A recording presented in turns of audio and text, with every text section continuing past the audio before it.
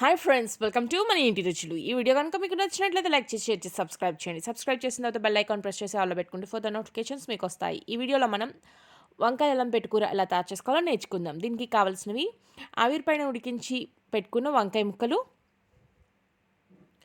ఉప్పు, చింతపండు పేస్ట్ ఒక 2 టీ స్పూన్స్, పోపు దినుసులు, పసుపు, ఉల్లిపాయ ముక్కలు, పచ్చిమిర్చి, అల్లం.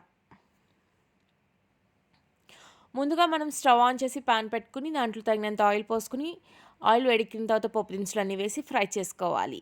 ఈ పోపు దినుసులన్నీ ఫ్రై అయ్యేలోపు ఒక చాపర్లో మనం ఉల్లిపాయ, పచ్చిమిర్చి, అల్లం ముక్కల్ని చిన్న చిన్న ముక్కల కింద చాప్ చేసుకోవాలి.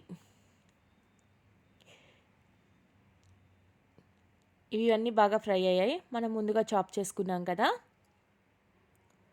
ఇలా చాప్ చేసి పెట్టుకున్న అల్లం, పచ్చిమిర్చి, ఉల్లిపాయ ముక్కల్ని వేసి బాగా ఫ్రై చేసుకోవాలి. ఇవి ఫ్రై అయిన తర్వాత 1/2 టీ స్పూన్ పసుపు యాడ్ చేసుకొని దాన్ని కూడా బాగా మిక్స్ చేసుకోవాలి. తర్వాత చింతపండు పేస్ట్ కూడా యాడ్ చేసేసుకోవాలి.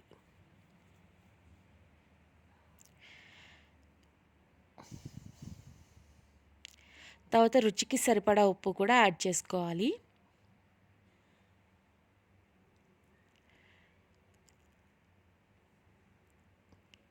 మనకి నూనె పైకి పక్కన అంటుకుంటూ ఉంటుంది కదా, అంతవరకు మనం చింతపండు గుజ్జుని మూత పెట్టి కుక్ చేసుకోవాలి.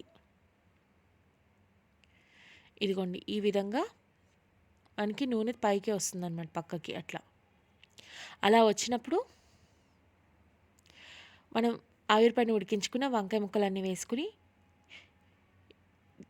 ఈ చింతపండు గుజ్జు, అల్లం మొత్తం బాగా ముక్కలకి పట్టేటట్టు మిక్స్ చేసుకుని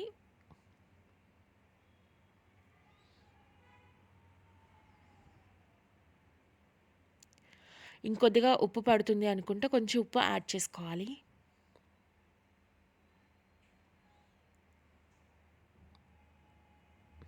ఇలా మిక్స్ చేసుకుని